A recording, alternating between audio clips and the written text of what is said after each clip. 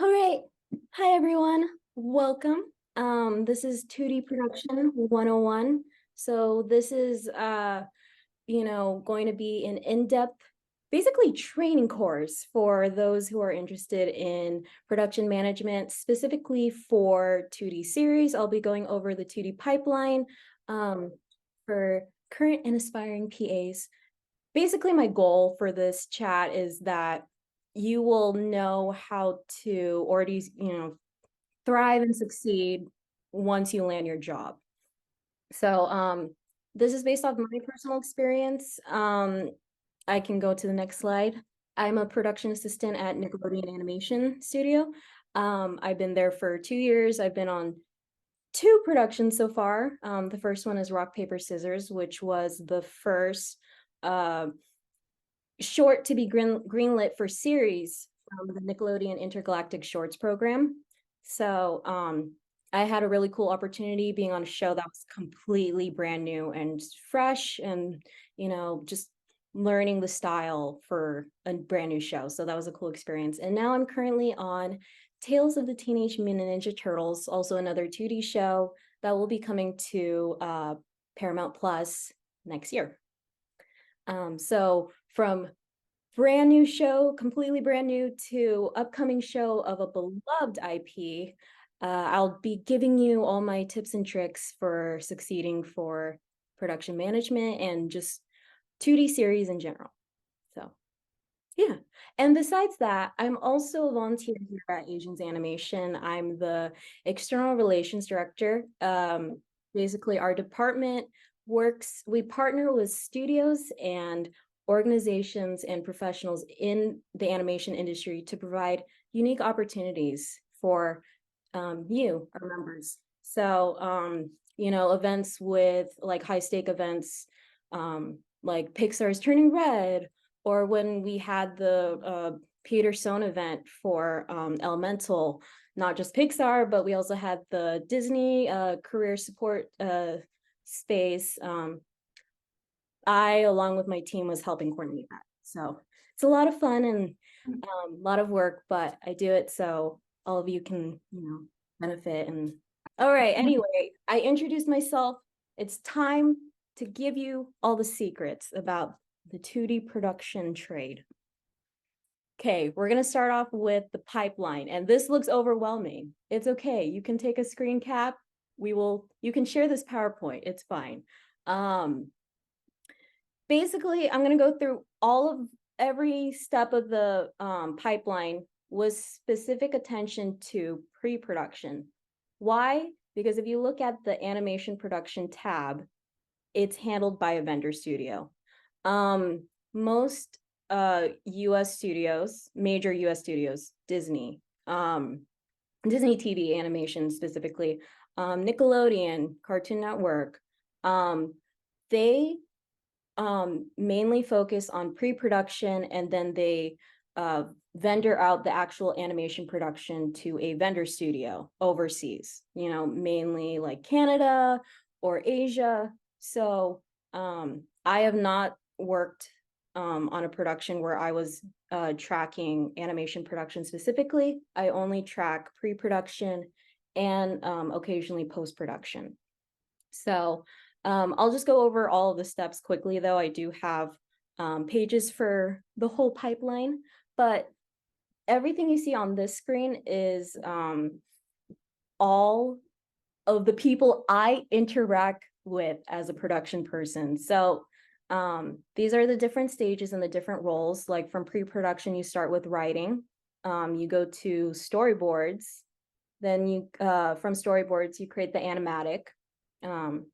And then after you're done with the animatic, you make all the designs. We ship it over to our vendor studio, and then they animate it, and we get it back, and we do retakes and sound mixing and color finishing. And then we deliver it to the network, the big higher ups, the stakeholders. And yeah, that's pretty much it. And all of these other departments like the network. So this is the development team or the executives in charge. They help with they work with the creative partners, our executive producers who are running the show or the project. And they make sure, they nudge the creative partners to, make sure the project is the best it can be, art style wise, writing wise. They're just there as support. Legal and standards and practices are kind of like our gatekeepers. They make sure that we're not creating anything that's offensive or copyrighted. For instance, on Teenage Mutant Ninja Turtles, where does all of the show take place? New York. So a lot of buildings are going to be copyrighted. So you have to make sure that you're not designing of specific buildings in specific angles, because some angles of a building are copyrighted. Standards and practices, it's the standards of the studio doesn't match like what the brand of the studio is about. So sorry, I just got a production message, but regard that. Work hours are over. Yeah, so network, executive producers, they're the aka showrunners. They make all the executive decisions about what designs look like, what the writing is like. Yeah, they make all the final decisions pretty much, besides the network, the stakeholders. And then we have a production team, and I will go over that more in detail because that's my department. Another thing I also want to mention is that if your project is a beloved IP like Ninja Turtles, you may also deal with marketing and consumer products. So marketing is just like, publishing for books or just advertising the show, or, social media. Consumer products is like anything you wear, all the merch, toys. We deal with that as well. But yeah, and then below us, we have records and casting. Obviously, when you're doing animation, you need voice actors, and this department helps, cast the voice actors and tracks all the recordings.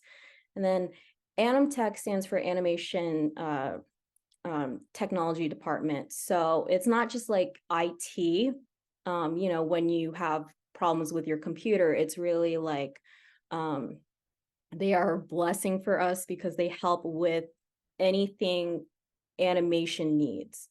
So when we're using ShotGrid, which is our tracking software, or our animation programs, they're not working, they help us with all of that. So really, really blessed we have that department. So yeah, they can help us with all of our tech needs for animation, and production just focuses on our work. And then archives, once you're done with your project, but really it's supposed to be year round whenever you're working on the project, we send our stuff, every single thing we make on this project, to the archives team. And because you never know if someone like 20 years from now is going to say, I need that one design from that one episode, they will have all of it. So this is everyone I work with. So it's a lot of people. So I think that's why production is really cool, because you get to, have a bird's eye view of every department pretty much. Yeah. So just going to go really quickly with the steps. So pre-prod, aka development, finding the showrunners, finding the producers, the initial leadership team, finding the style of the story. Yeah, all the viz dev, or not viz dev, development. Viz dev's also included that. Then we go over to story, which can either break down into scripts or storyboards. So most shows will follow the script to storyboard pipeline. There are instances where you are a storyboard driven show instead of a script driven show, which means that It's very interesting. I have not experienced it, but it's where that you don't have an initial script. You're not drawing to a script. You're kind of getting a general idea, and you figure out the script from the board. So once you have what the boards look like, then you have someone conform a script based off what the boards look like, and then the main jokes and points that they bring up. So very interesting. Once we're done with storyboards, regardless, we have to get through storyboards. We send off our boards to editorial, where they make the animatic, the video you watch of just the drawings. And then based off the animatic, we have art. We create the art from the boards. It's like, your Bible. What the boards look like is what you'll draw. So we actually split that into black and white design and then color design, so that you're not just waiting for one step or another. You're doing both of them at the same time, just on different episodes staggered for 2D series. Any questions? If not, it's okay. I will keep going. All right. Yes, we are recording this right now. Don't worry. Next, we have the 2D production. I almost didn't include this slide just because I was like, this is based off my experiences and I'm not handling production.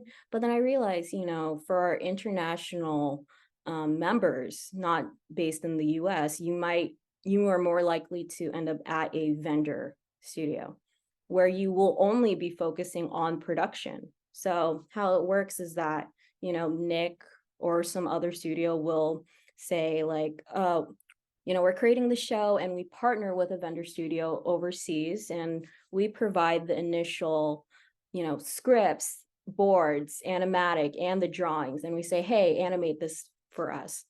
And then you send it back. So I'll go over this quickly. We send all of the, as much, designs as we can. And they always start with backgrounds. You need to have backgrounds in every single scene, so that's why they start it first. And they're going to fill in the blanks of whatever we don't send, because, if you have like a half-hour show, you're going to have like 400 scenes, and you can only probably do like a quarter of those at a client studio. So the vendor studio has to finish the rest of those scenes and create the rest of those backgrounds. We provide what's called keys. So, main background. So it's like, imagine a house and it's like the exterior. You have that one shot, and then if there's close-ups of maybe like a window or a bush, you're going to have the vendor studio create those, because they have the main background to reference. So they fill in the blanks with layout, and they also do the same with paint, because we do provide color keys, so that they know what the colors look like. It's very important, especially because when you're watching an animatic, nothing's in color, so you don't know what time of day a scene is. It could be morning, it could be night. So unless you specify it or you provide reference, they really need to know that information. So they're gonna complete that. Builds, basically, they're just building all the backgrounds, in the file that you're animating. They're just setting it up, scene setup, pretty much. Builds is building not only the backgrounds, but rigging the characters. So for 2D harmony, which is what Toon Boom harmony is what most 2D productions use for animation, they're building the characters. So you have a full turn of a character and you have to rig it. And every time you adjust the character design, whether you change their clothes, something as small as just changing their clothes, like giving them a cape or a hat, you have to re-rig it. So this is what they mean by builds. And every time you have a new character appear in an episode, or a new scene or something, you have to create a rig for every single character. So that's what builds are. Scene setup, again, building setting up all the characters and the backgrounds. And then finally we get to animation, animating. And so when the animators are, animating, they do it really fast. They have to hit delivery and deadlines. So then we have the cleanup crew just cleaning up their rough animation, making sure characters or backgrounds or props and effects look and match the show style. So they're very important. And then, color, just making sure that, we add the special lighting. If it's like raining and it's like stormy, it's overcast, or it's sunset, or it's bright, they add the finishing touches. And then finally, composing, they add everything from all of the previous departments into the final, final clip. So yeah, that's the animation production pipeline. Anyone have questions? Speak now or hold your peace. Hi, I have a question. Yes. So I've heard this term layout artist here and around, and it seems like in 2D and 3D productions, it means a completely different thing. Do you know what that means? So I'm not familiar with CG as much, but when it comes to, basically layout is clean. So we refer to designs as either clean or color. So layout means you're only working on like clean backgrounds. You're not doing the ones that are painting. It's just the black and white design. And I'm not sure how it is for CG, so apologies. Okay, thank you. All right. There's also a question in the chat. Graham, I hope I pronounced the name correctly, but asked the difference between editing and compositing. So editing, which editing are you talking about, like for post-production or during pre-production? Because those are two different things. But compositing, it's like once you finish animation and there are things that are like we couldn't deliver on time or they couldn't get to in the initial stages, they're going to put every last thing in that stage. It is the final stage. Hello. Hello? Yes, it's me, Aniket Dhar, and I have one question. What is editorial? In the pre-production, you have said this. I'm sorry, what? Sorry, what did you The say? editorial, the pre-production one. Production. Editorial. Yeah, so okay, pre-production editorial. So that's creating the animatics. You might also be thinking of post-production, which I'll be getting into my next slide, which is picture editing. Once we get the animation, then they edit with we're the client studio. We get what the vendor sends to us, and then we make our final edits. And that's picture editing, as opposed to editorial here and pre-production, which is only editing the boards into creating a animatic video. Okay, thank you. All right, I'll move on to the next slide. We already went there. Post-production. So we got our animation back. Yay! That's already like a third of the project. And now it's just little things. We send it over. We at our client studio have a post-production team. And luckily, because production did all the hard work of sending the pre-production materials, we're just going to be reviewing and tracking that we got these shipments. We pass it over to the post-production team, and they're going to be handling, the finishing touches for our animation. So ADR stands for additional dialogue recordings. Basically, if between scripts and design, or any more changes to the animatic, if a voice actor could not record within that time frame before we shipped over to our vendor studio, they're going to do ADR. which is, not ideal, but it happens. So that's what, we have it for the post-production pipeline. And then we do take ones, take twos, deliveries to our network for approval and feedback. And, we just do retakes and retakes until everyone's satisfied. And yeah, once we're done touching, what the animation looks like or what a design looks like, we send it off for sound mixing. At this point, the animation is picture locked. There's no more adjustments to anything on the screen. It's only for sound. And then also color, only for sound. And I've attended some sound mixing sessions. They're pretty fun. You basically, listen to the whole episode and then you go by scenes and you'll listen to the same line or scene like 20 times until it just sounds perfect. And yeah, they'll like change the sound effects or, add your music in. And yeah, then we pass it off to color finishing if we want to adjust how it looks on the screen. And then finally, once we're done, we deliver it to the network and then it airs. So yeah, that is the 2D pipeline. Any more questions before I move on? We had a few just now in the chat, but Okay. I didn't realize that we are now opening the Q&A box. So perhaps we should direct all the questions there as we go forward. But someone has been asking, like, usually when is the stage for sound design?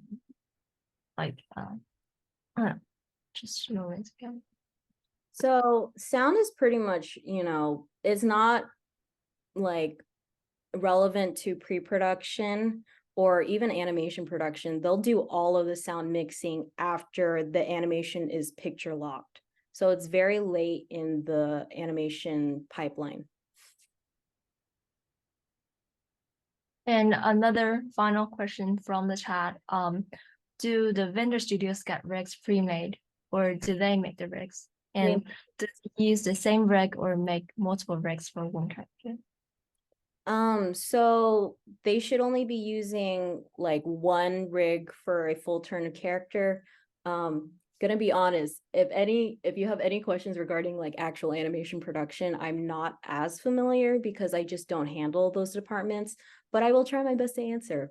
But as I said before, if you do, let's say you had like SpongeBob and he has his normal outfit and you use that for every episode, but one episode, you have him wearing a cowboy hat, you would have to re-rig that character. It's not the same character at this point. It's a different character that they have to create a new rig for. Can everyone see the Q&A box right now? Because if so, we can just move all the questions there from now on. Okay, good. Yes, let's utilize that special feature now. I'm relying on you to ask me any questions. Sure. But right now we don't have any lasting questions, so please go on. Okay, I love it. All right, first thing, rookies, we're gonna learn, wait, that's not it. We're going to learn how to read a production schedule because it can be overwhelming. I know every time I join a new production, it looks super scary. So this is nothing compared to what my actual work schedule looks like. But this is the pre-production calendar, the major schedule, which will go from pretty much scripts to the end of production shipments. So yes, you can take all of these, we can share it, it's fine, free resources. But anyway, so you have as many like episodes that you're tracking for your season. So it could range anywhere from 20 to like 12 or 24.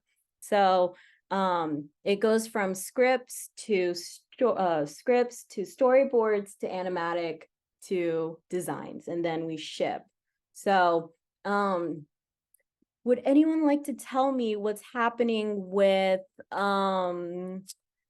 episode 5, the week of April 25th. Also, don't judge me if my dates are wrong. I just put these. They may not be right, but that's okay because I'm not in charge of the schedule. Like, these dates are made by the network. Yes, brownie points for all. So as I said before, I'm not in charge of the schedule as a PA. Not even my line producer is in charge of the schedule. What happens is that the network, the higher ups, the stakeholders, they give us airing dates and we have to work backwards. So if they're saying, hey, we want, this to air, December 2023, so this month, they're going to have to work backwards to see when they can hit all of these deadlines and how long it'll take. So yeah, it looks simple from here, but I can assure you that it's absolutely chaotic when you are tracking. For instance, on my last show, I was tracking all of the even episodes. Throw in like 20 more of these and you have to check what's happening every single episode, every single week. So it can get absolutely chaotic because, you might have to, because every step of this project requires something from production. Like for me as a PA, I'm going to have to prep for animatics launch, or I have to make sure that I have to track that all of these tasks were completed, all of these milestones are done. So it can get overwhelming. Just breathe. And it will be okay. It's like going to be overwhelming the first time you see it, but you just have to experience it and just take it, week by week, day by day until you get used to it. It gets really easy once you're done shipping like episode 1 and you only have to track like how many other episodes. So yeah, this is what it looks like. Definitely not everything because I only put it to when background start. Imagine that with all of the other designs you have to do. This doesn't even include all the notes you have to like the checkpoints for making sure you get clearance from the network, the higher ups, that everything you do is approved. Yes, Lexi. So as production people, we have to be flexible and adaptable. Yes, we are, as my production team says, we are the heart of the production. We are the masters of the production. We have to be the calm face because, when you're working with artists or editors or writers, they can feel overwhelmed. They can feel, just, it seems overwhelming that they have to hit these deadlines very quickly. Television is very fast paced compared to feature. So as production, we have to, even though we're screaming on the inside, we have to be the calm face, the bright, happy people, just to make sure that we don't, stress our crew even more. So yeah. Okay, back to my PowerPoint. So now that you see how absolutely wild the whole pipeline is, how does a project get completed? 3 things, your 3 T's: timeline, task, and your team. So timeline is the amount of time to complete the task. It's the most finite variable. You do not get more time. That is very rare because you are hitting these hard airing dates. And so the best advice is to just go with the flow, follow your calendar, and don't get overwhelmed with all the dates you have to hit. Just take it week by week. Task, it's the amount of work to complete, for every step of the pre-production process. Mostly finite, but you can adjust it slightly. This in particular, is for designs. So maybe you have like one designer handling all the backgrounds on one episode. How is this person going to get it done within the time frame? which leads me to the next category, which is team. It's the amount of people to complete your task. It's the most flexible. Usually in the case we do not have time, we have a large amount of task, we usually add more team members, more designers to help us, especially freelance. Because we have to hit those deadlines for shipping, we need to get more people or, adjust the task to make it more manageable. And another note I want to add is when you're tasking out assignments to your artists, you want to assess their capabilities and, assess their bandwidth. So for instance, let's say a character designer, you have character designers and someone's really good with animals, like that's their specialty. You don't want to be tasking out people to them if animals are their specialty. You want to hit what their specialty is if you can. And it's not to say you're only giving them animals. Majority should be animals and then just a few people, because that's, to help other people so that not one person is burdened with, doing all people, because people is a lot of work for, character designing. And then also it's like, for instance, for bandwidth, for background painters, if you have one background painter who can do like, say the average is like 3 to 5 paintings a week. If you have someone that can only do 3, that's fine. If you have someone that can do 5, that's also fine. You just need to know who you're working with and what are their strengths and play to them so that you can make the most of your time and resources. So yeah, any questions? I see a question from Sandra. Since prod management is very people scheduled, what sort of personality types are the best? So you don't need to be, crazy outgoing. You just have to be, empathetic, compassionate, it's like production people are very underrated because they are managing a whole crew, and all of the crew, each person can have their own personality, and there could be challenges. Maybe they're more difficult or they're more easy to go with, or, they need to be talked to in a specific way. So I would say people that are best suited for production management are people that are flexible and adaptable, yet firm and assertive when it comes to, hitting these deadlines.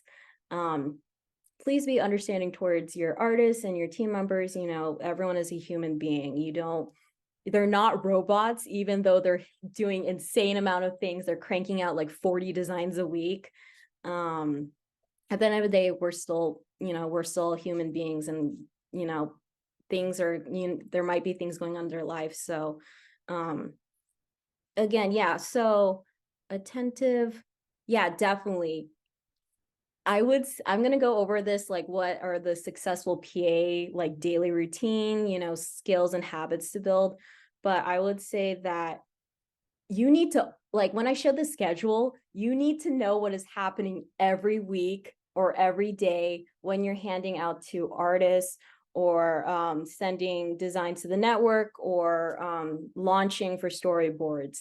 You need to be on top of that because your producer, your leadership will say, hey, what's due for your episodes? Yeah, so flexible, adaptable, and yeah, problem solving skills. Definitely, if you see, mainly for PAs, if you see, like, we're the ones who are the closest to the production. Like, we are the ones talking with all the artists. We understand them the most. We see them, we talk to them every day. And so if you see something that is going to be a red flag, like, hey, I noticed we're tasking too much to one artist, or we didn't design any of these backgrounds for this scene, flag it ASAP. It will not look good when you get requests from your vendor studio saying, hey, we did not get any of these, and now you have to scramble, and all of your artists have already wrapped on the production because you already technically finished your shipments. It does not look good. So definitely flag that. You will also be working with the rest of your production team. So don't feel like you need to carry the burden alone because you have a whole team with you. So, sorry, I'm just checking the chat. Typically, oh yeah. Sorry, go ahead. I was just, saying there's another question about will there be many last minute changes like when during the production? Oh, yes. Yes. For production people, even in series is more consistent than feature because it's so fast paced. We do have super hard deadlines because we have airing dates. That isn't to say that the work is like the deadlines are finite. They don't change, but every day will throw new obstacles and you kind of just have to breathe because it's good for someone who likes variety, who doesn't want to do the same thing every day. Like, I don't want to attend the same meetings. Well, good thing you're interested in production because every day is different. I cannot tell you what I do every single day because it will be different. Even if you have set meetings on the schedule, they will change according to your team's needs. So for instance, if you set a meeting at like 3 p.m., but then your executive producer has to pick up their kids, you will adjust the meeting accordingly. Or, you know, if there's appointments or something came up that a meeting's running late, you will just adjust and you will adjust and adjust until the end of the day. So I hope that this is not overwhelming. It should be fun. I think I've just gotten too used to the chaos. But yes, let me continue because it's 6:45. But I'm promising I will not you know, leave my presentation early until I finish and I answered questions. So I'm here for your support. So now let's go to the production team. Four roles that make up the production team: your line producer, your manager, your coordinator, and your assistant. So line producers at the top, you know, it's a mid to senior level role, you know, years of experience. They handle the yearly task. They manage the project from inception to delivery to the network. So anything that goes majorly wrong, you will usually, the line producer has to deal those news, or like they will be told the news first.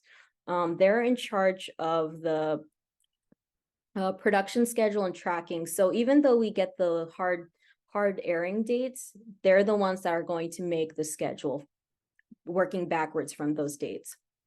They track every week how's the progress of each episode and make sure you know, we hit those. Oh yes, it's fine. Yeah, my studio did not tell me until this week when they were showing things. It's fine. Anyway, back to this. They're also in charge of the cost report, you know, for staffing and budget tracking, and their job is to make sure that we hit the deadlines and that we don't go over budget. So it's very scary when handling money. I'm not handling that as a PA, thank goodness. And then of course they're in charge of staffing, making sure that we have enough roles to complete each part of the project. They also handle the paperwork for staffing as well as annual reviews, which is basically, you know, people who have jobs, they give you feedback on your performance for every year you're at your work. Production manager is the right-hand person of the line producer. It's a step below line producer. They overview things on a monthly scope. So what are the things we need to hit this month? They only focus on that.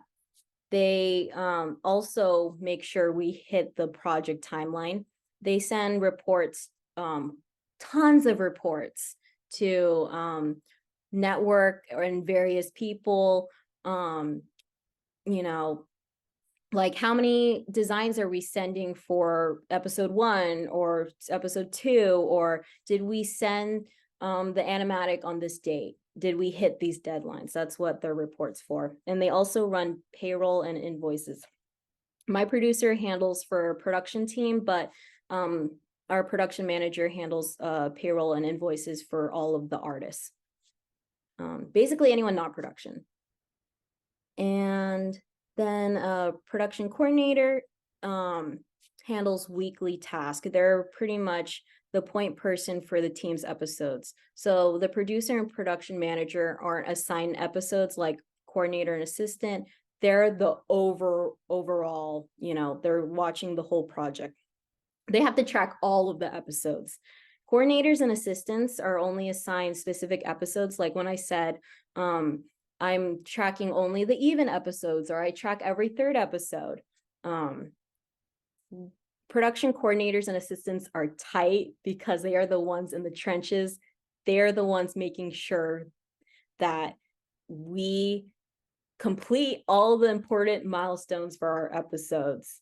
And yeah, the difference between coordinator assistant, obviously, assistant is more entry level. They report to a coordinator for tasks. They just do daily tasks, whereas the coordinator, you know, plans the week and delegates to a PA. And, you know, if we don't hit a deadline for whatever reason, the coordinator has to be able to explain why. They're kind of the representative for that episode. And they have to make sure that they, you know, complete their shipments. And as the assistant, I just help support my coordinator wherever I can. It's pretty much prepping materials for anything. Preparing for meetings is what I'm always doing, whether it's artist handouts or executive art reviews or shipments to our vendor studios. I'm always prepping materials, taking notes, supporting my cords. Skills needed: organization. Everything has to be organized. Otherwise, you know, how will your vendor studio know what to, you know, how to navigate the materials you just dump to them? I'll explain more of that later. Taking good notes. You should be able to take notes that people can understand and apply, especially for artists. I have a demo for that. Just when you're giving notes, it has to be clear. It's either approved or not approved, and you have to explain if it's not approved, why. For instance, yeah, I'll just explain that when I do my demo. And then people care. Artists can get very stressed out. They're doing superhuman speed drawing and or painting or coloring, and you just gotta check that they're not getting burnt out. If they're getting burnt out, you gotta flag that and figure out a way to you know, help that artist, whether it's you know, taking task away from them and sending it to another artist, or you know, getting more help, or just even talking to them. Maybe they need just someone to talk to and rant about how the day is going. So yeah, people care. Programs used: Microsoft Office or Google. It depends on the studio you're working with. I noticed, I feel like most studios use Microsoft. Some, like Netflix, will use Google Drive. Just knowing how to navigate like Outlook for emails, Excel sheets, Word docs, your Google Drive or your OneDrive. All of those, pretty simple. You use that for any type of job. Photoshop, Adobe Photoshop. Not that I'm obviously creating the art as a production person, but you need to you work with those files. That's pretty much for 2D, all of the format for designs. Everything's in whether it's a character, a background, a prop, or an effects, they're all going to be in Photoshop. So not necessarily that you're creating it, but you have to know kind of how to navigate it, rename files, create JPEGs from them. And ShotGrid is the universal tracking for animation, pretty much, unless you're at one of the studios who's using something else. But my production uses ShotGrid. I've also used FileMaker Pro, and I think that's only a specific studio thing. But definitely recommend ShotGrid. It's not like a be all end all. They will teach you, but it, you know, it gives you a leg up if you can do a free trial of ShotGrid and learn how to at least navigate up. Pretty much what I use it for is just uploading designs, creating playlists, and then marking things as approved or revisions needed, just things like that. So it's not too scary. And then also not required, but it's good if you know the animation software your production is going to be animating in. So for like Toon Boom Harmony is typical for 2D animation. And yeah. This successful PA's daily routine. This is tips, tricks, best practices I recommend to succeed in your job.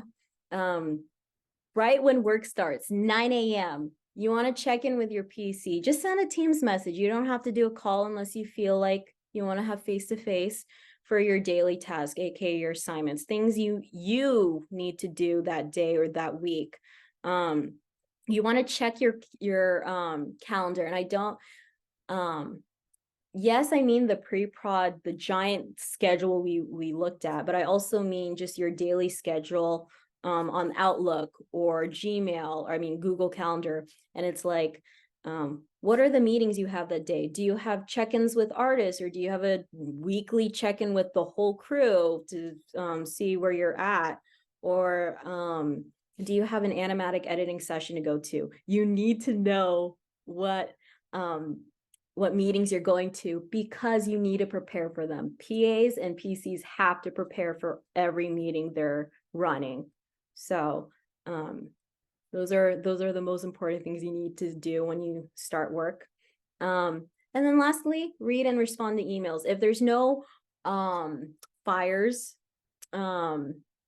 any meetings you have to prep for, definitely check all your emails. You might get stuff from the vendor studio saying, hey, we missed this, or hey, we need to reschedule this check-in. Can we do it this time? And or there just might be general questions about an episode, like, oh, what are we doing in this scene for this character, or character's look, or this lighting? So handle your fires before you do anything else. And at the beginning, at the end of the week, I highly recommend the giant production pre-prod calendar for your upcoming deadlines.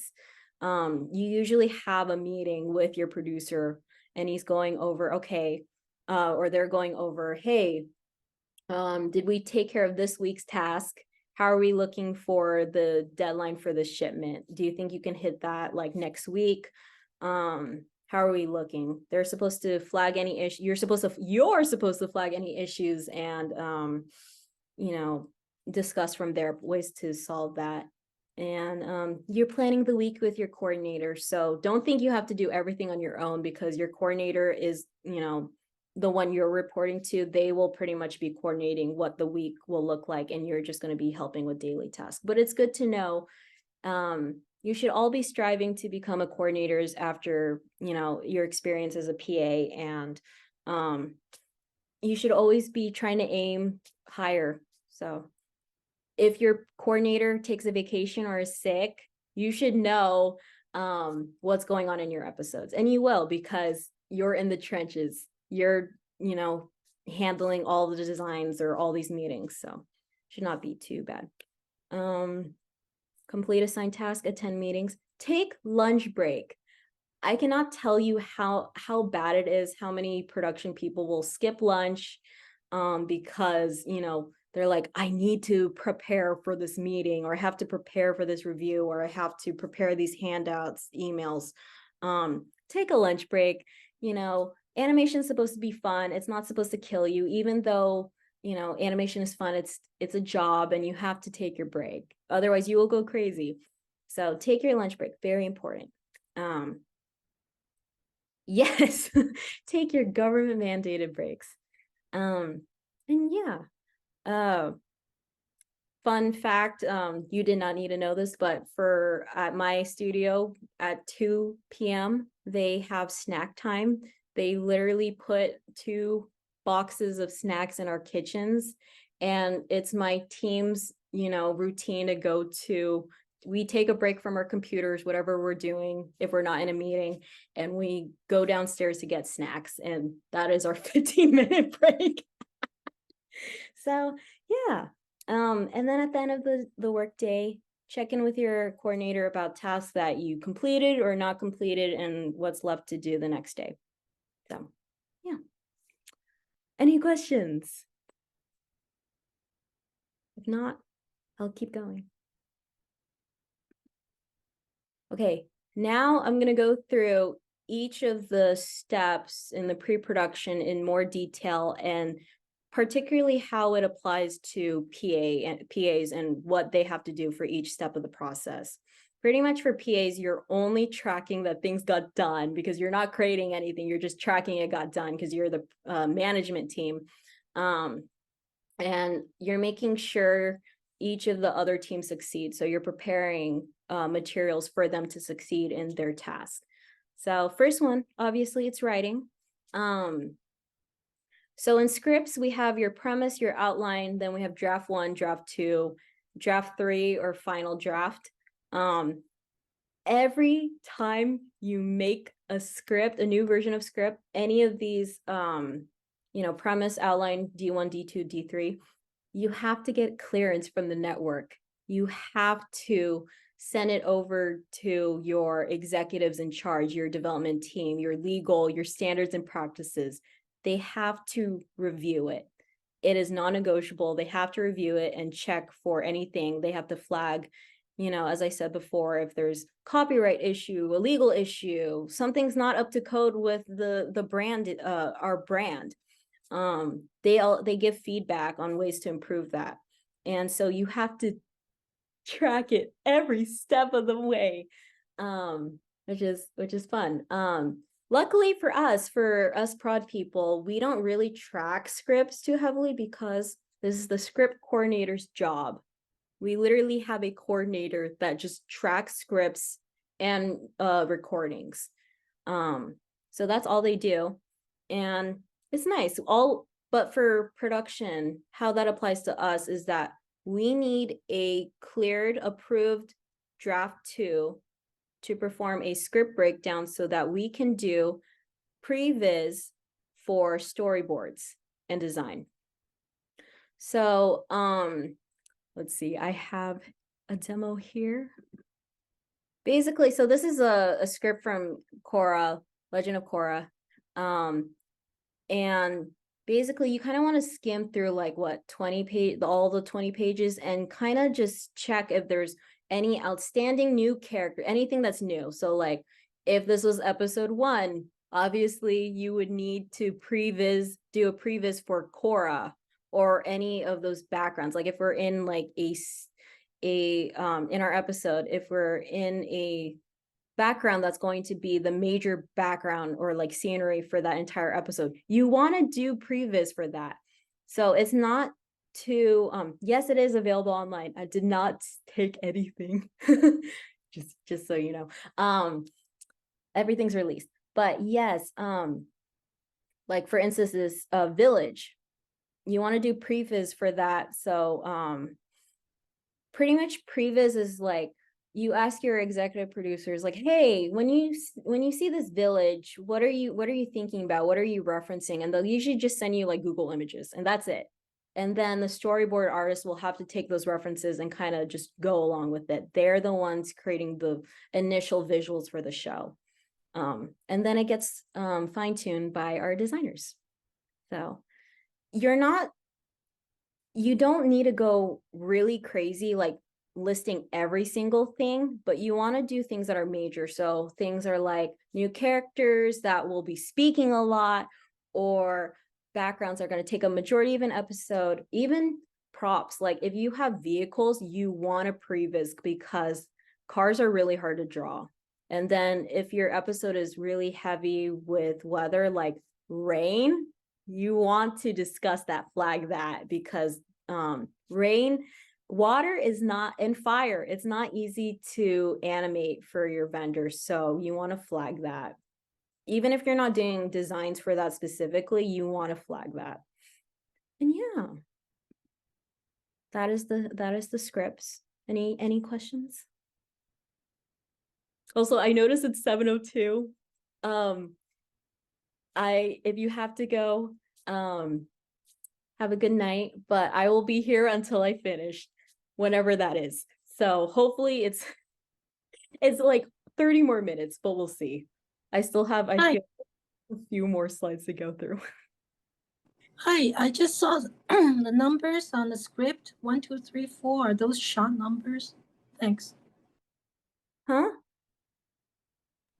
On the script, there are numbers on the margin. 1, Yeah, 2, so 3. they stand for draft 1, draft 2, draft 3. So usually draft 1 is like your premise and your outline, that's kind of like your ideas, and then you set it to stone in your draft 1, and that will be the script that gets the most notes and feedback on. Once you hit a draft 2 and 3, it's just revisions. You should be getting less notes. Like by this time you're already on draft 3, it's pretty much final. You're not making edits because they've already read the same script like 3. Oh, scene header numbers? Wait, what's happening? Oh, yes. Are you talking about like 1 scripts, like when I wrote that? Because I'm going through each of the steps of pre-production. No, what I mean is on the script, on the page of the script that you just showed on the margin, there's 1, 2, 3, 4. Sorry. Yeah. Yes. Okay. Yes. These are line numbers. I'm so sorry. It is the end of work. So yes, if I'm very confused, just clarify with me and I will help here. So yes, these numbers here on the edge of the pages, those are line numbers, and they will help because especially for your voice actors, because you have to you know, what are chorus lines in this episode? So it's like 1, and then you just keep going through there. So yeah, those are line numbers. Apparently there's a bunch of questions in the Q&A section. Should we take some time to answer those? Like feel free to go according to your pace, whether you like to finish the presentation first, or we can perhaps check some boxes, like whatever way suits you best. I may even wrap some questions up because they are touching on similar topics, like what do you usually need to stand out for a recruiter when you're applying for PA roles, or like do you need to how can you practice softwares like ShotGrid before you entering a studio, right, before you're entering that workplace, you know, something like this. But whether you want to go through that first or finish the presentation offline. So again, my presentation is more focused once you land the job. What are the things you're going to be doing once you're in the job? I'm sure there's a bunch of other chats that will focus more on job searching. Peep my girl Alice. But I am happy to answer questions specifically for production. For production, you don't want to have any art on your resume. This is not an art job at all. Yes, you're tracking art and designs, but you want to have more organizational skills, more leadership, administrative skills and experiences on your resume. So if you were even a manager at Trader Joe's, that is something you should put on your resume because you were a leader in that setting. You were managing people, you were coordinating people, you were delegating roles, you know how to talk to other people, you were communicating effectively. Things like that. Admin assistants, receptionists, those are great production management related roles. So that's my 2 cents on that.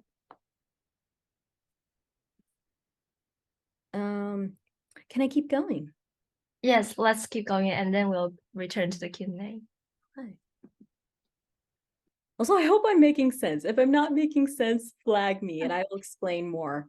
You're making huge sense. I believe I'm speaking for everyone here that we're all enjoying this session. It's super, like, the density of information is just incredible. Oh, thank you. Step 2. So once you've written your scripts, you're moving on to storyboards.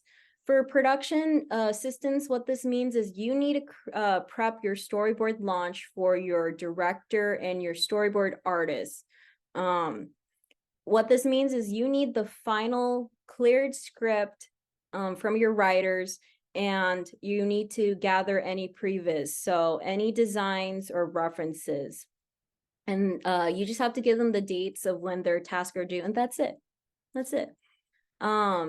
You also have to, as I said before, there are different checkpoints for writing, for storyboards. For storyboards, they'll do like launch week 1. If it's like 6 weeks, they'll do like thumbnails, a rough pitch, and then like a pitch that's for the entire crew. And yeah, storyboard pitch, the artist will literally just go through each panel and act it out, perform it. It's a very performative career for an artist, because they have to really convey what the episode is about. So for production, what that means is you just have to make sure you record it, you take notes during after the pitch, feedback from the executive producers, like, okay, I liked how the character looked in this scene, but for when they're really angry, let's push that expression, something like that. Afterwards, you're going to just email that video, that pitch, if it's like on Zoom.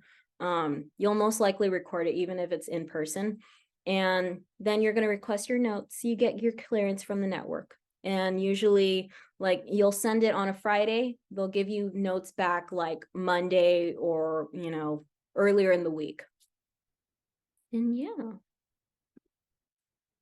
Step 3, animatics. Woo, you've made it this far. We're almost there. That's already halfway of your job. So the next one is, once the boards are completed, there's no more edits to them, you're going to send it to your animatic editors.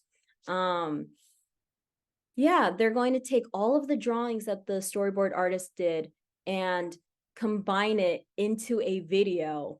And animatic editors are pretty much like the first people who sees like kind of like the final product, in the sense, they're the ones, they create the initial video. So even if there's no animation, you can tell what it's supposed to look like just from the drawings, and when they put it to timing and with sound and with the voice acting, of course.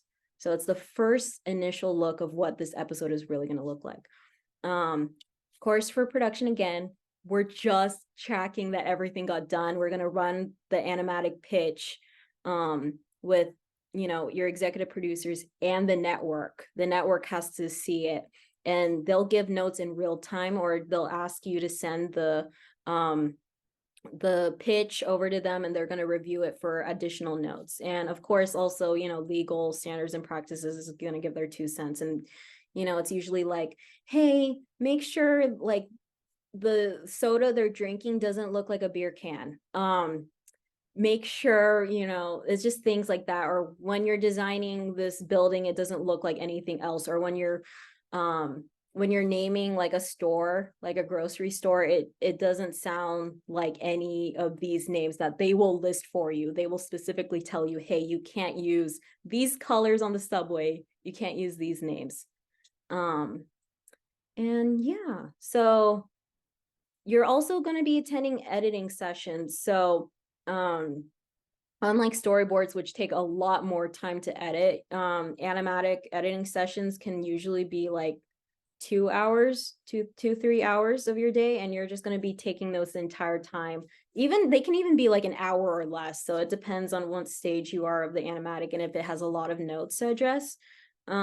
But they're just going to be fine-tuning things like, hey, I don't like how this character looks. Let's just put in a new drawing. So the storyboard director and artist have to, revise that panel. Or I want this sound. Can you add that? And they'll also do like, can you lower the sound? Can you switch over these panels or these scenes? They're going to do a lot of edits. Sometimes they even do script edits, which is crazy, but not crazy, but it's pretty like between steps 1 and 3, it's very different. So you're just going to be taking and distributing those notes to the right people. Like if there's script changes, you're going to send it to your script cord. And giving a copy of your notes to your EPs to be like, hey, these notes were addressed. Here are the things that our editor and our storyboard director are going to address. And then, you know, we should be good for the next pitch. And then lastly, for PAs, you need to do board conforming. And board conforming sounds foreign and scary, but it's really not. Once you have your animatic, you pretty much just have to match the scene number in the animatic to the storyboards. And I can show you an example. I'm not an artist. I just drew a smiley face, but that's not the point. The point is to show you how to conform a board. So let me see if I can stop sharing this. Wait, no. New share. It's my desktop. So, okay. So you have your file, and obviously it does not look like mine because it will actually have artwork. But what we want to focus on is really the right side here, the scene numbers and the panels. So notice you start with scene 1, and then I go over to the next one, which is scene 2, right?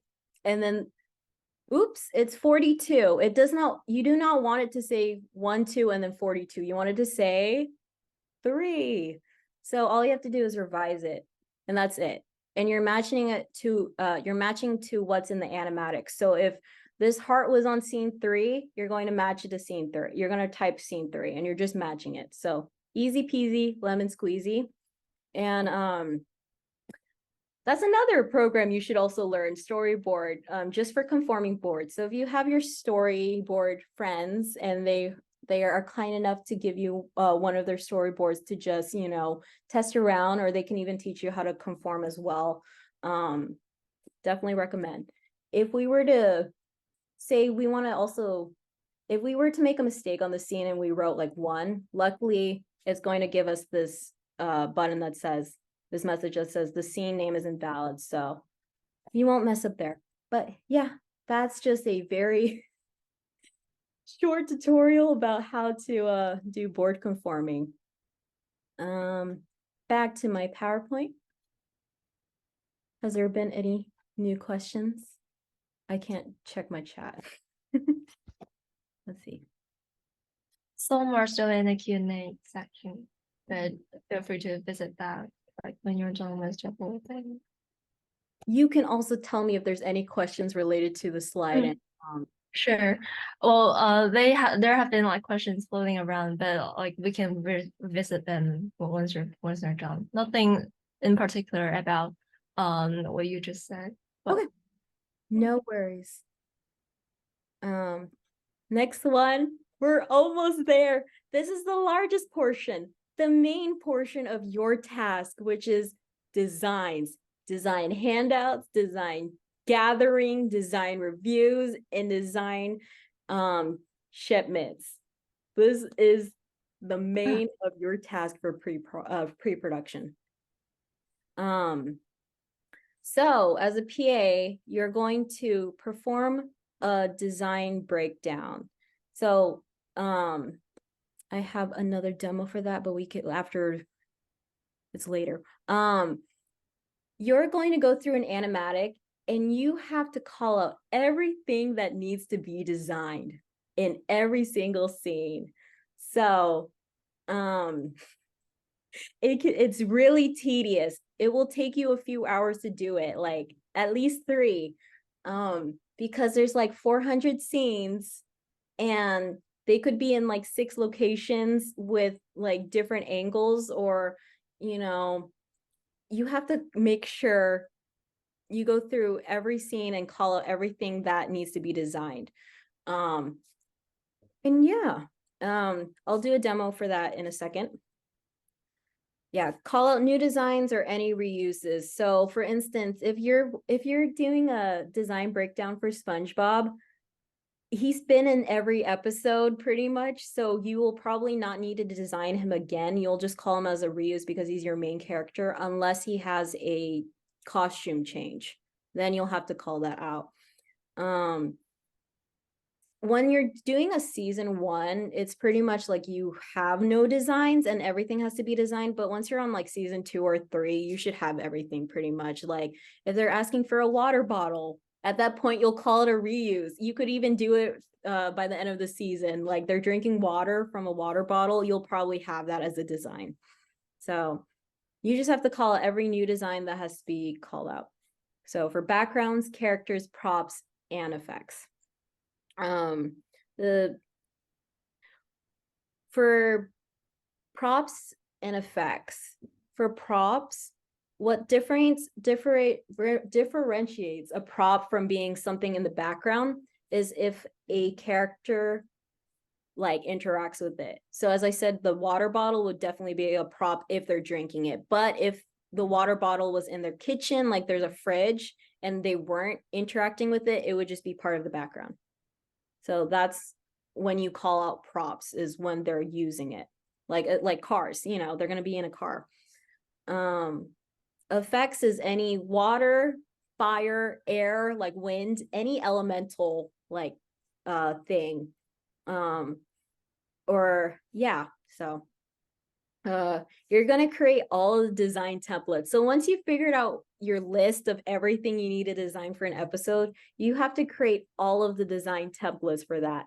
Luckily for ShotGrid, there's a way that you can just type, like input all of the names of your files, and then you just hit a button and it will create all of the PSD templates. I can show you an example I made. It's not good, but I will just show you what a typical PSD file for an artist would look like.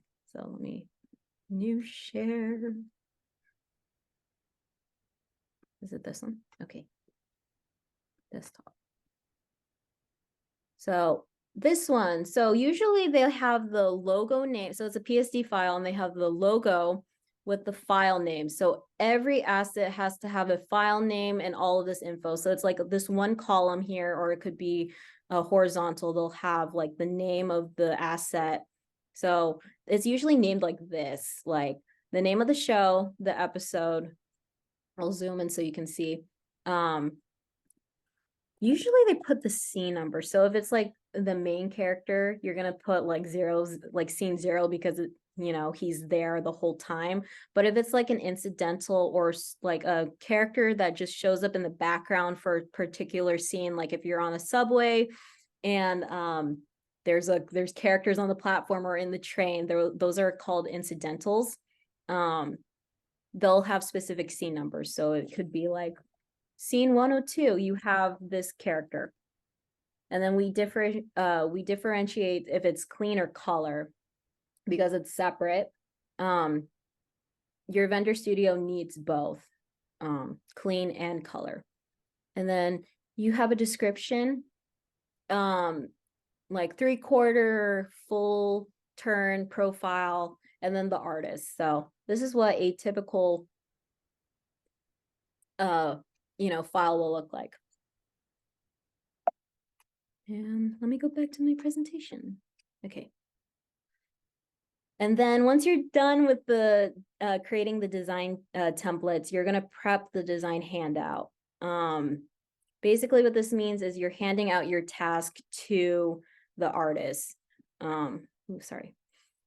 You're going to create a folder within your production server and include the animatic so that they can reference it. Any references like previs or, if you're tasking out for color, you're obviously going to give them all the clean files to color from, and any approved background paint.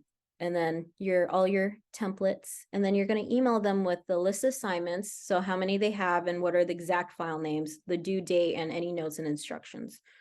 So let's see, let's do a design breakdown. So I'm not going to put any sound, but pretty much you can look at you can search up any animatics on YouTube, especially like Nick is really helpful with showcasing like their behind the scenes. So there's like 50 of these on YouTube, and they even put the final animation, so what it looked like. And yeah, what I'm gonna do is you go through every scene and you call out what needs to be designed. So obviously, I don't know these characters, this is not my show. You have this girl's bedroom, and then this girl is in not profile, three-quarter view, and she's holding a flash drive. So the flash drive is probably, you know, needing to be designed. If we haven't seen this character's bedroom before, that also probably needs design. And you have to note every time there's a new angle. So unlike CG, where, you know, you just design it once, it's a CG model, a 3D model, they can adjust the angles in camera view. 2D, everything has to be designed. So if you have a flash drive, and see how she's inserting it. Wait, let me play it.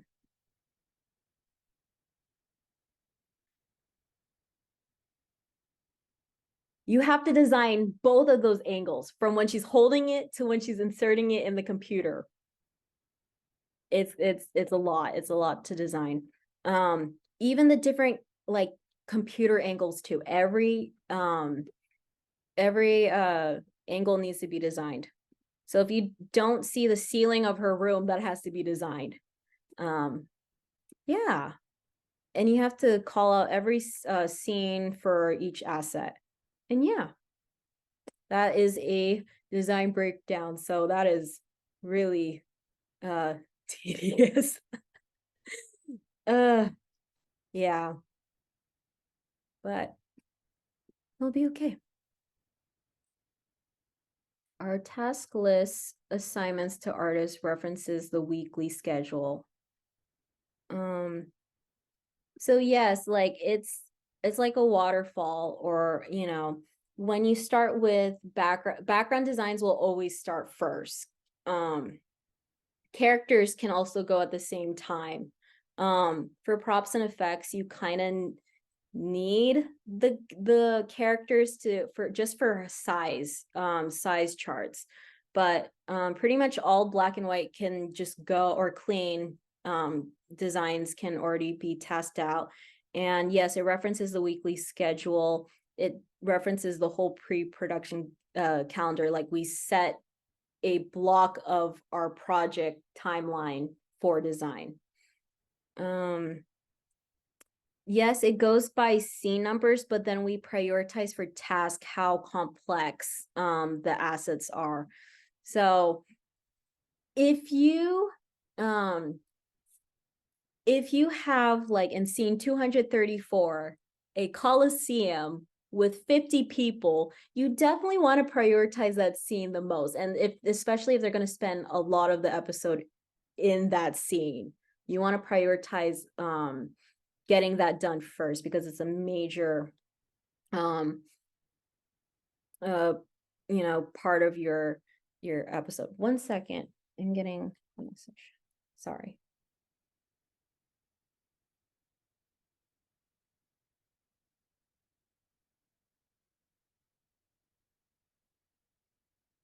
Okay.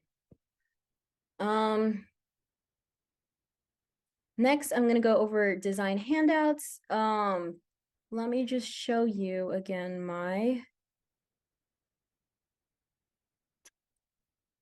let's share my desktop. Let's see.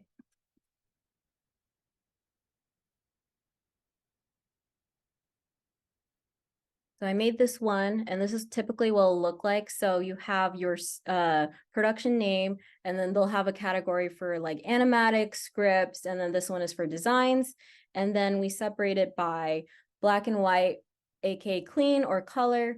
So for now, we're going to go to black and white. We separate it into 4 categories: your backgrounds, characters, effects, and props. And then we have it separated more by task, and then when that the artist can refer to, and then followed by when they submit designs, we put them in a for review folder. And then lastly, once a design is approved, we move it here. So for instance, task, I put my dear Lexi having her own task for characters. We set on the day that we're handing it out to the artist, we create a dated folder. So obviously today. And then we put like, you know, all the files here, like I put all the files here. And then there's the animatic that they can reference, any references like previs, other characters they need to include, and screen caps so that it's accurate to what we asked them to design. So yeah, this is for handing out to the artists, and then we will do a for review. So Lexi's going to upload her designs in a folder like for today and then turn in her designs.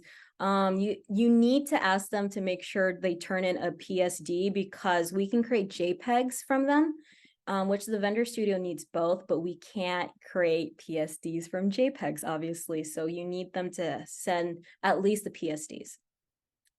And should this design be approved, we'll just move it over to, wait, keep going. Approved. And there we go. And it lives there. And that's for every category. And yeah. So now I'm going to show you what my emails look like. So for instance, this is to schedule the handout. Hi, Lexi. Good morning. We'd love to set up a meeting with you to hand out your assignments for episode 1. When is your availability this week? Please let us know. Thank you. And I just write my name. Follow up. Thanks for your response. Does tomorrow at 3 p.m. work for you? You have to put, you know, the time zone. Obviously, most of the studios are in Pacific time. Your artists may not be obviously working in California. They may be on the East Coast or even international. So it's good to specify what the time zone is. And then, you know, you'll be the one creating the Zoom invite, the Zoom link. And yeah, and then this is an example of an artist handout. Hi, Lexi. Thanks for meeting with us today. Here are your 5 character tasks. These will be due end of day, Friday, or end of week, Monday, or something like that. Here are your files and the specific names. And I also put any notes, like please use 3/4 view for this one, or a 5-point turn needed for this. Open and closed views for the mouth, you know, just notes that the art director will sign. So the art director will decide what needs to be designed, and they will also decide who's getting what assignments and how much. So you don't need to worry about that. All you have to do is make sure you prep their folders and relay any notes that were discussed in the handout meeting. Then you're going to do your path to your files, which includes your animatic, your storyboards, and your refs. And then also the making sure they have the correct, updated, the latest version of the animatic. If you have any questions, please reach out to your production team or your art director. Thanks.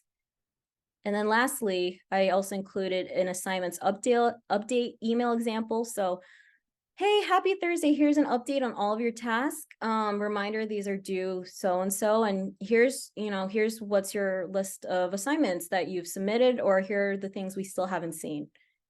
Pretty simple. If you have any questions, let us know. Easy peasy. Okay. Let's see. Let me share my screen again. Any questions so far? How about I correct a few from our Q&A box? We've actually, like during Katie's presentation, we've actually got lots of them covered, like what's in the shipping package or what's required for PA. And for more PA job application stuff, Lexi will cover that in our later summit events. But we do have one that's specific for PA day-to-day job, which is, do you speak or approach differently to different teams or roles, I guess, based on what people you have on your team and what do you know about them? Or it's better to stick with a single way of communication? No, you need to adapt for every single person. So for some people, it might be easier to talk to them like, hey, these are your tasks. Let me know if you have any questions, and that's that. For some other artists, you might have to be like, okay, this is what you need to do for every single task. Here are the things you need to prioritize and when they're due. And yeah, it really depends on the person. You want to be flexible with their needs. There's another question about like international production assistants. Like some people have been saying that they know a few studios like Titmouse do have PAs from international. Do you know more information similar to that? Sorry, can you repeat that again? Sorry, just international PAs. Some studios like Titmouse have that from our audience. Do you know more information about this? Like how studios view PAs from international?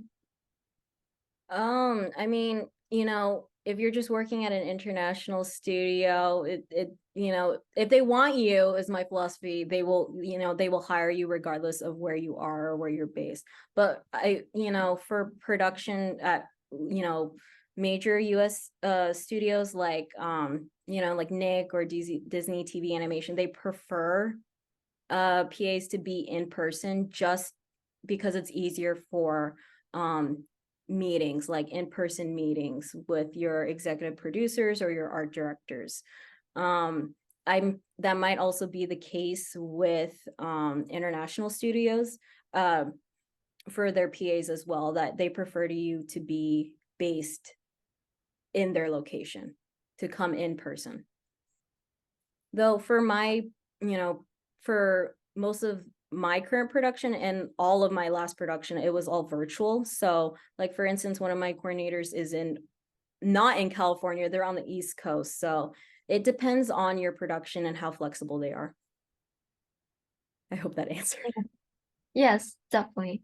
And just one last question, I guess, before we proceed.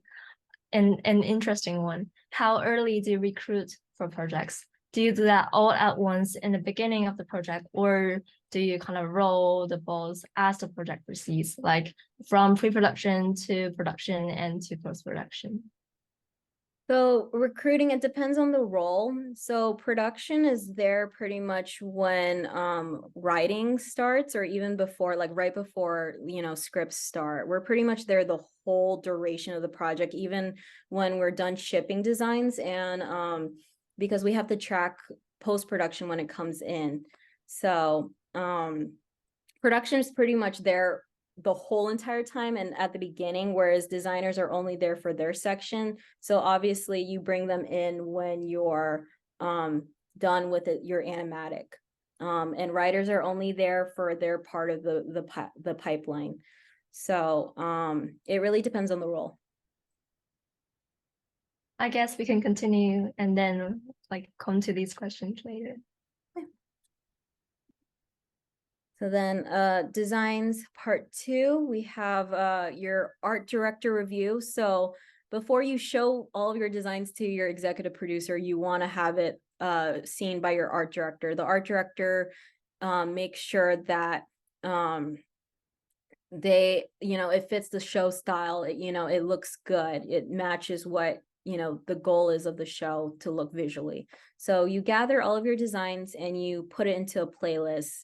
So that's just uploading your designs, and yeah, something on ShotGrid you can easily make playlists, and then you just send over the link and you're like, can you approve these? How do these look? Is there anything that needs to be noted, and sent back to the artist?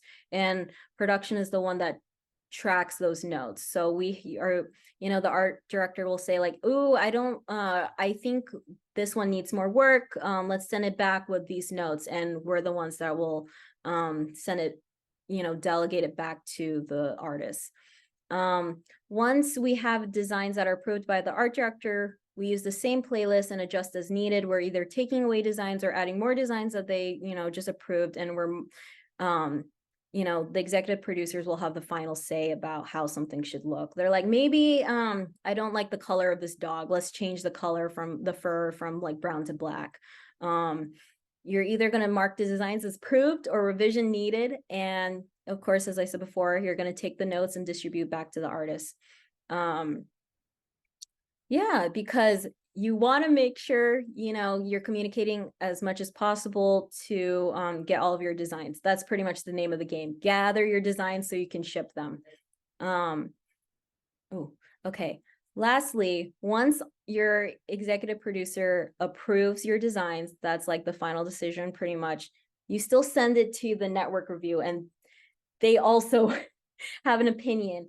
they're not really going to be giving like creative opinions like, oh, I don't like how this looks.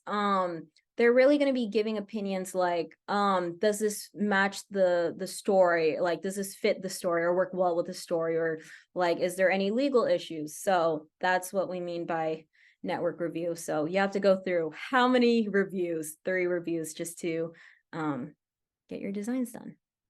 And here I wrote demo 5. Here are your art notes.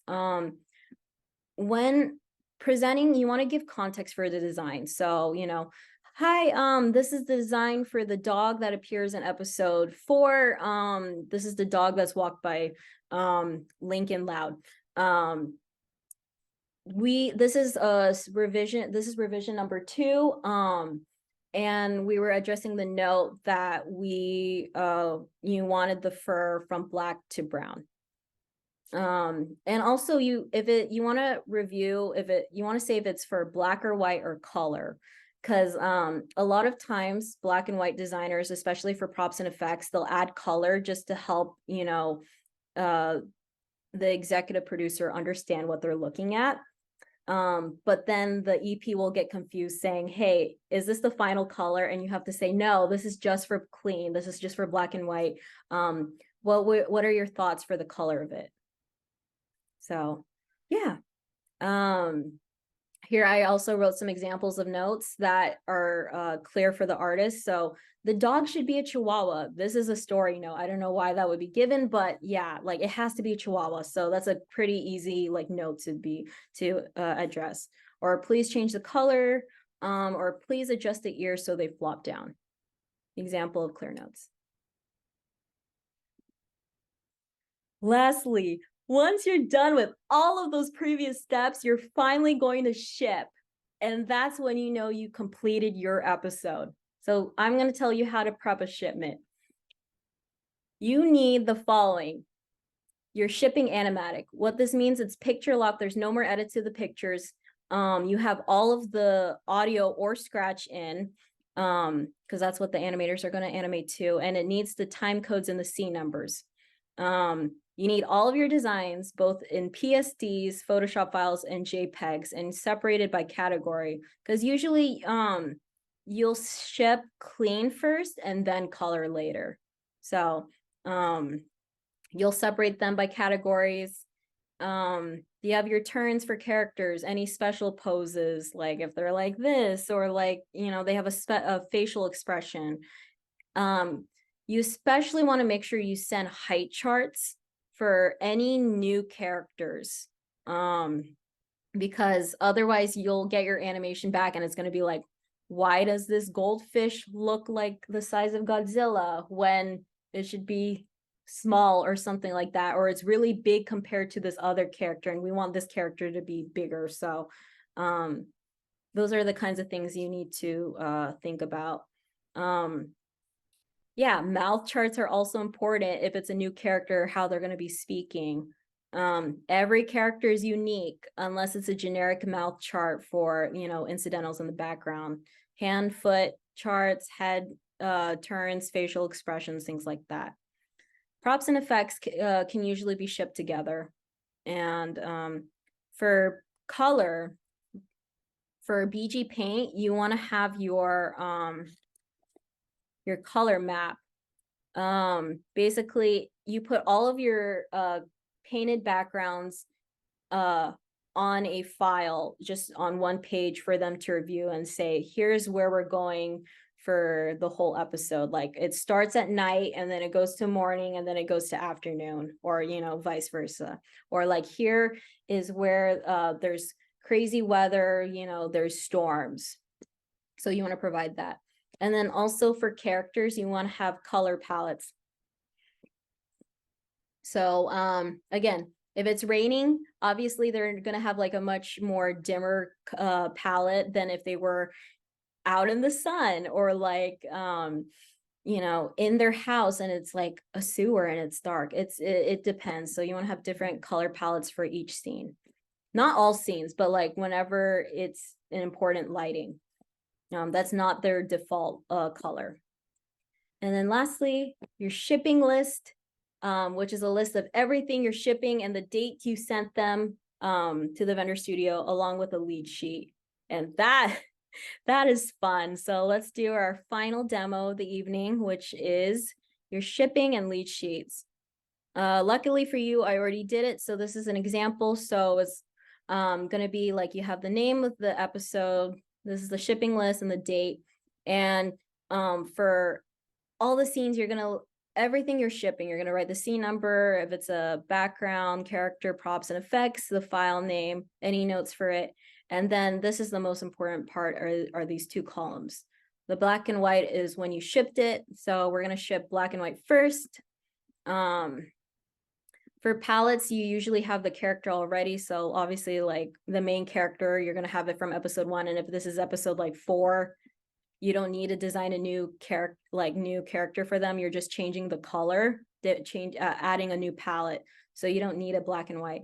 You're just going to ship color later. And then you're going to mark when you shipped it. So I shipped it already next week. So I marked it green.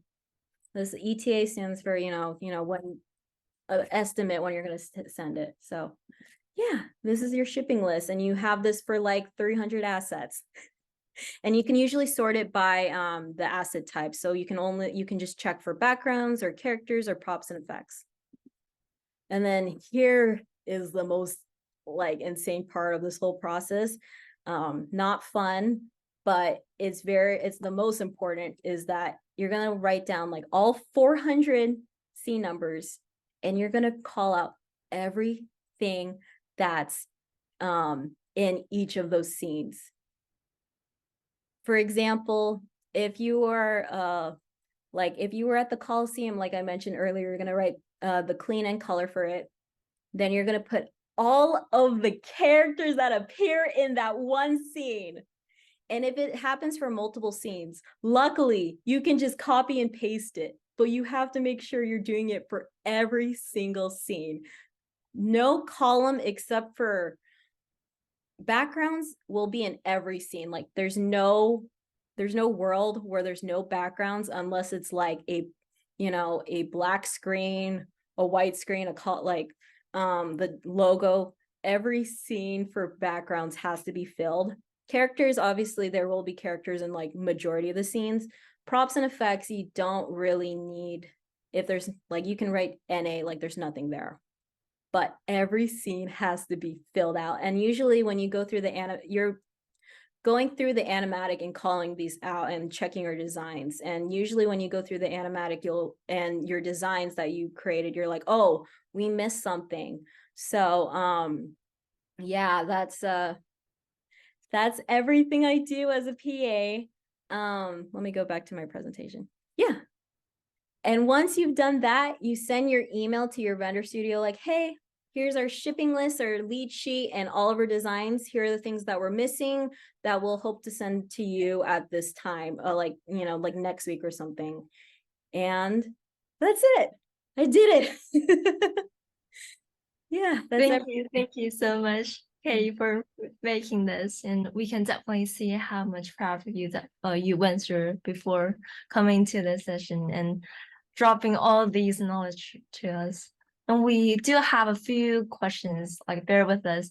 There's only a few left because Katie did cover most of them when she's doing her presentation, and we do have other sessions throughout the summit. We will drop the link to RSVP later in the chat box that could answer your questions related to our application and such. But I guess it's because Katie just informed us of so many things that she is familiar with on the day of a PA, and some people has been wondering how long is the training period after you start as a PA, or do you need to know everything that just covered today when you enter the workplace? And also how much of these can you adapt from a standard or kind of format that's delivered from the coordinator, or how much of these do you have to come up with yourself? That was like 5 questions, but I will try to answer them all. So Again, take my advice with a grain of salt, everything I've just covered, because this is specific to my experience. I've only been at one studio. I haven't been at other studios. I'm only doing pre-production. I'm not doing animation production, which, for my international attendees here, you will probably be handling everything I'm not handling in my job. So, and also I do want to say everything that I covered is exactly what I do for my job. So I really, making this presentation, I went with the mentality like, if you were to start on my job, like the next day, like tomorrow, you would have a general idea of what was going on. But I want to say with all of my tasks, you're not doing them, all of those steps in one day. Because it's a production, you're going to be in different, parts of the production at certain points. So like you're going to start really slow. You're going to be starting with your scripts and you're going to be like, I don't have enough to do. Well, hold that thought, honey, because then afterwards you actually have to start tracking with your animatics, and then designs is when you're in the thick of it because you have to meet those shipments. So there are highs and lows in terms of work. Like there's going to be moments when you're not busy, and then there's going to be moments when you're like drowning, but it will be okay because because you're going to do a slow build to it unless you're jumping in the middle of a production. If you're starting from the beginning of the season with like scripts and storyboards, it's going to be a slow build. Like it's not going to be stressful. You will you will have the time to go through each part of the pipeline, and you won't be overwhelmed. So you might be overwhelmed when you're doing, especially all the things you did for the design portion, like for the first time. But once you've done it for one episode, you can do 50 more. It's the same task over and over again. What makes it chaotic is that you're doing multiple episodes at once. Yeah. And speaking of workload, there's a question on how many projects can someone on production team handle at once? Like I know Katie just speak about they're working on multiple episodes at once, but project wise, what's the normal workload like? Is it one project at once or multiple projects all at the same time? Oh my gosh, I already told you you're tracking like 20 episodes and you want more than one show? That's absolutely insane. You are usually contracted for your one show. So like, all the ins and outs, all of the people, you become an expert on everyone on that production, all the designs and all the stories and stuff. There are cases where someone is working on multiple projects. I've seen it with for instance, the SpongeBob universe. They have SpongeBob, they have the Patrick Star Show, they have Camp Coral, and sometimes they'll share production people amongst those, but it's because it's the same universe. And so they're going to be referencing the same assets, or sharing a lot of the same resources. So there's a question on, if you join late during the production pipeline, how can you familiarize yourself with the previous assets? Is there something like an asset library to reference, or? Yeah. So, I mean, you're jumping in the middle of the production, especially if you're on a season one, if you're jumping in the middle of a production, you'll have all the previous like episodes to reference from. When you start your job, if you're in the middle of a production, you'll just be spending the week going through everything that's already made. So it's scripts or animatics or boards or designs. So you'll just be spending your time familiarizing yourself with that. And it's going to be rough if you're joining in the middle of a production because you're kind of thrown in there. So just trust your cord will help you adjust as best as you can, and you just follow day by day. Don't try to overload yourself when you start on the first day with, okay, what happened in the last like 6 months or the past year. Just do a slow build up of your knowledge. And let's just have a final question that I think really speaks to the spirit of production roles. How do you escalate situations where deadlines won't be met? Whether it's an artist having some trouble finishing, or something other situations happening. you pray they get it done. No, I'm kidding. There are situations, your EPs, mainly your EPs, or the network. For instance, you know, you could be sending like a bunch of design backgrounds for a grocery store, and then they want to completely, like, your network will give you a bunch of notes that you have to address, and it will push back. They'll do it the day before you're supposed to ship, and you'll feel very overwhelmed, and you're like, I thought I was going to have a complete shipment, but now I'm not. Take a deep breath. It's going to be okay. There are always going to be obstacles that are thrown your way, and you just deal with it every week. You know, or maybe they want to change the whole like first 5 minutes, and you have to adjust, or like they have to add 5 minutes at the beginning, and you have to adjust for all the new designs. And so take a deep breath, and you're going to want to talk it out with your production team, mainly your producer and your production manager, because they're most likely the ones to tell you the updates if it's really bad updates. If it's normal and you're just like, you know, your EP is like, oh, I still want to revise this, you know, it's not ideal to not, but it is so common to not have a complete shipment, but you want to strive to have as much done as possible. So when you're in that meeting and your producer grills you, they say, why are we not shipping all of our designs? Why are we still missing like 5 characters? You're going to say, well, you have to give the context, and that you did everything you possibly could to get those designs approved to ship. So you'll say like, yes, we have 5 characters, you know, that are missing. They were, you know, not approved by, they were already submitted a first pass, but we did not get them approved because, you know, the EPs had additional notes, and these are substantial notes. They're not, small notes. They're substantial. Like they want to change the whole color of a main character or something like that. Or, you know, we realize there's a story issue. Like like if the character looks like this, but they do something that affects it in the next episodes, we need to address that now. Just giving more context. Or it's like, you know, the reason why our episode is not complete, it's because the artist was still wrapping up on the previous episode, and, you know, they got a late start with their assignments.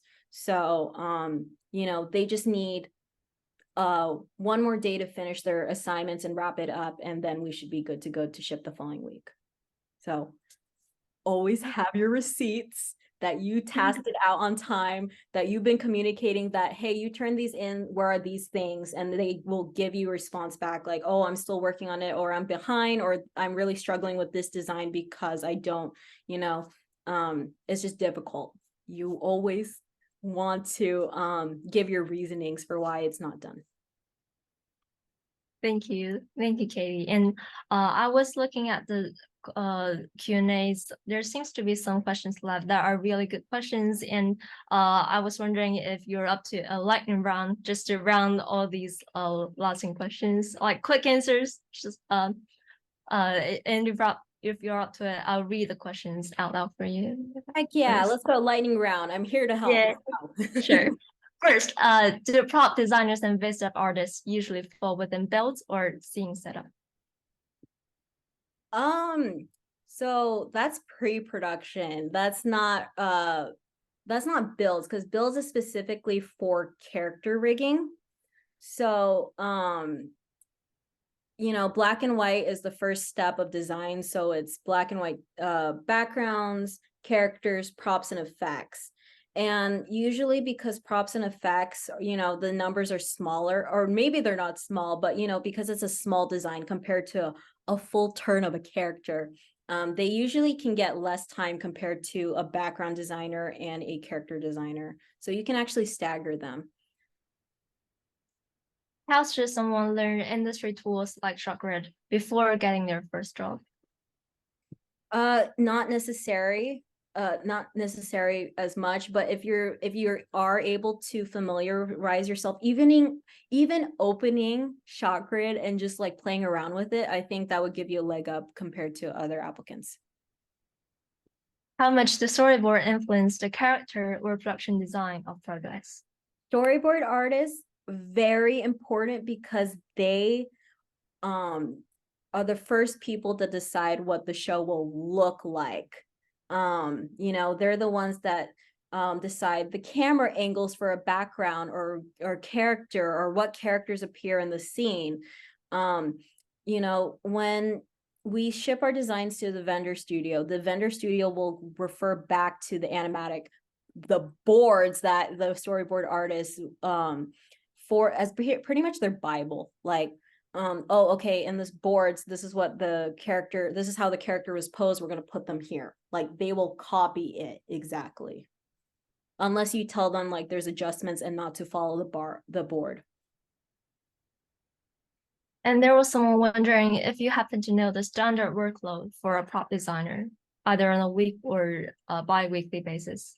It depends on the show, because, you know, 10-minute episode is different from a half hour, you know, just the amount of designs. But usually I feel like prop designers, maybe 15 to 20 designs a week.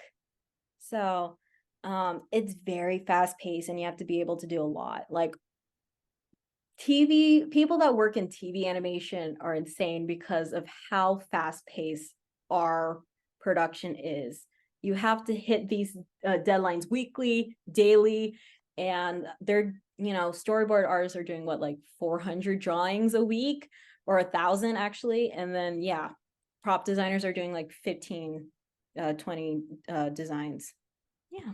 In that case, are they kept within the studio for long term, like character designers? That has been a follow-up question for the previous question.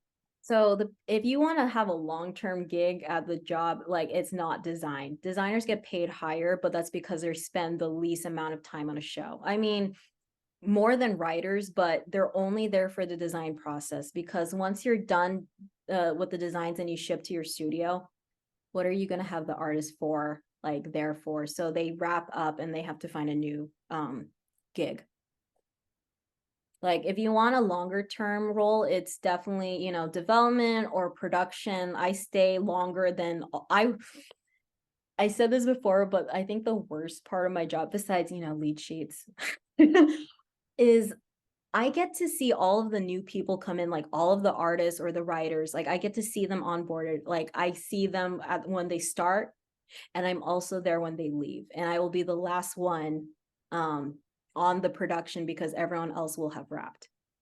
So yeah, those are my thoughts on it. You said learning ShotGrid isn't that necessary before you enter the job, but what are some softwares? Yeah, what are some softwares or programs you would recommend to those interested in being a PA? At the bare minimum, you should know how to navigate either like Google programs or Microsoft programs, most likely Microsoft. Teams, Outlook, Excel, yeah, at the very bare minimum. But if you want to know specific animation programs, so ShotGrid, Toon Boom Harmony, just so you know, for 2D animation, how they're going to animate, just, you know, what you're working with.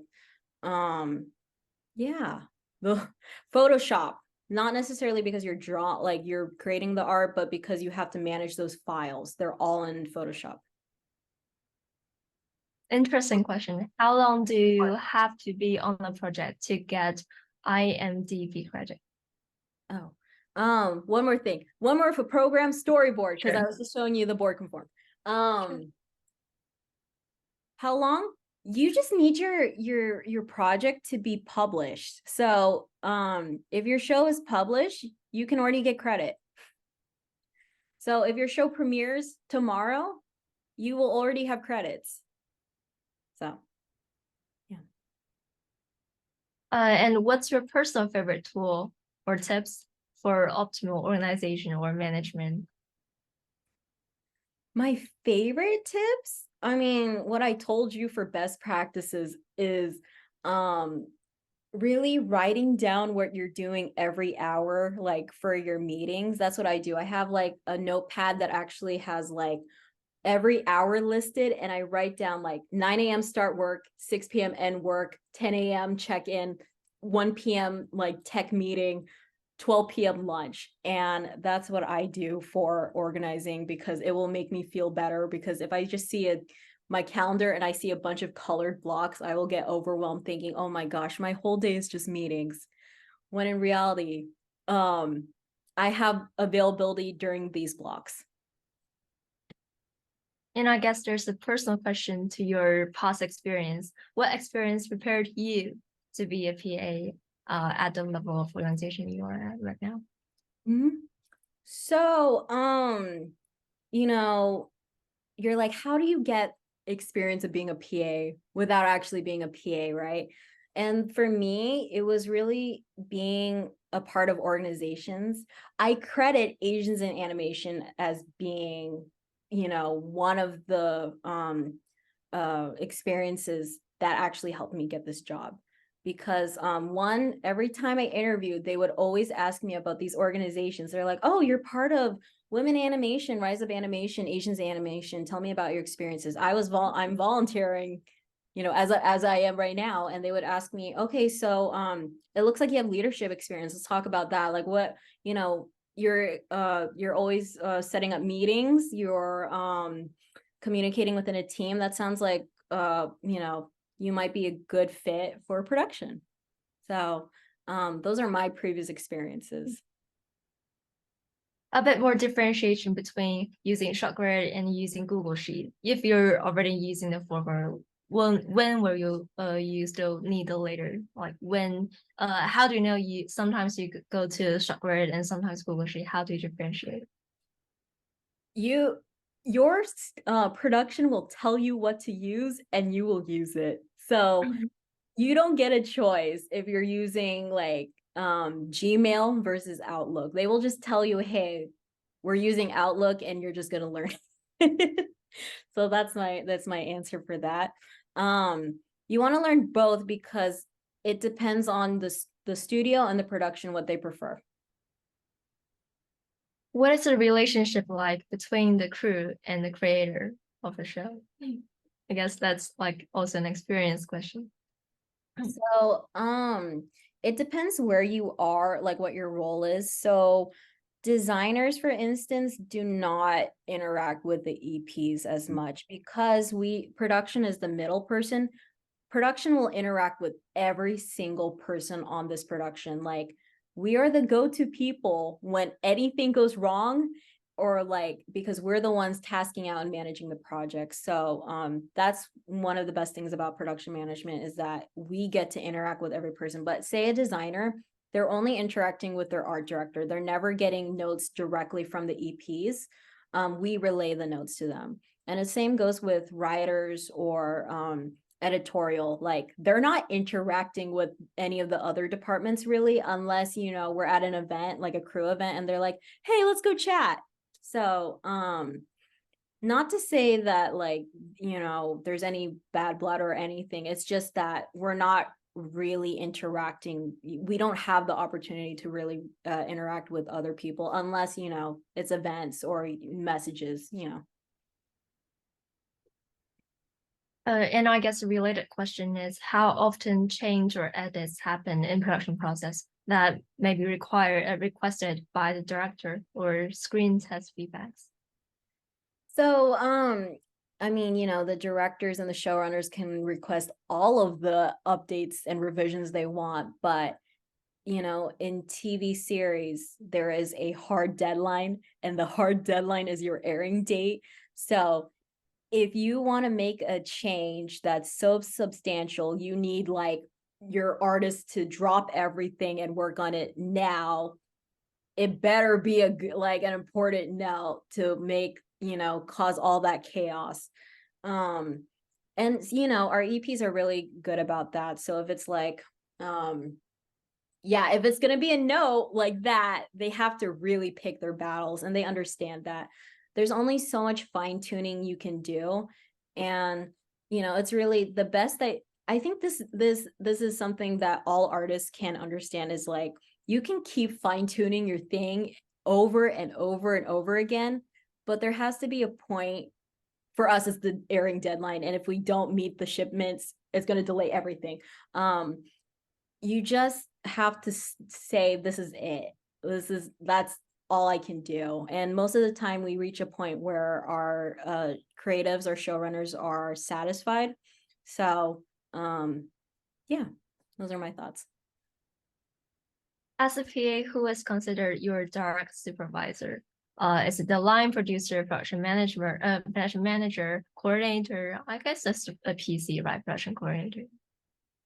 So assistants are entry level, bottom of the food chain, but we are also the most important person on the production, because without us, nothing would get done. Because artists are good at what they do, which is art. That's a joke my production team likes to say. Artists are good at what they do, which is art, but they need production to take care of all the organizing and actually getting the things done. So you have assistant, and then I report to a coordinator. So I get assigned to a coordinator gets assigned a PA, and they're the person I interact with the most. Pretty much for bigger issues, like if I'm not meeting deadlines, we talk with our manager and our producer. So yeah, the person I interact with the most is the coordinator. And someone has been asking for entry level, what is the job? Katie just answered, is PA, is production assistant. And one final question. Is there a difference between storyboards for a feature film and TV series? Because well, I don't know. I guess that's not as related to production roles, but Katie, if you have some insights to that. Well, at my studio, it's not just series. We also do have features, but they run pretty much the same format as a series. It's just, instead of tracking by episode, you're tracking by scenes or sequences, which is a series of scenes. And storyboards, it's just, I don't know how else to differentiate. Like for storyboards for episodes, they're much more faster paced. For storyboards for feature, it's a whole movie length of board, so it might have slow moments and higher moments. But for yeah, I'm not sure how else to answer that. You've already did. And with that, let's conclude our session for today. Thank you so much. We still have 80 people hanging out in the room, staying with us till now. It's amazing. It's definitely such a wonderful session. Thanks, Katie, once again for all your knowledge and wisdom. And I'll put our summit schedule and the RSVP link here in the chat once again for everyone to check out our later sessions. We do have something planned for tomorrow, which is a Goblin short film screening, as well as networking with AIA India. And if you haven't, please join our Discord server. If you're not a member, then you need to fill out our member form first. It's on our website.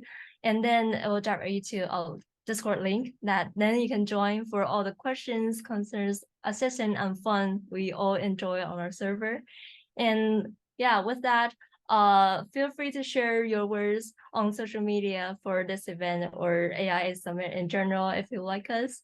And let's just thank Katie once again. And I guess that's it. All right, I'll see you all later. Have a good night.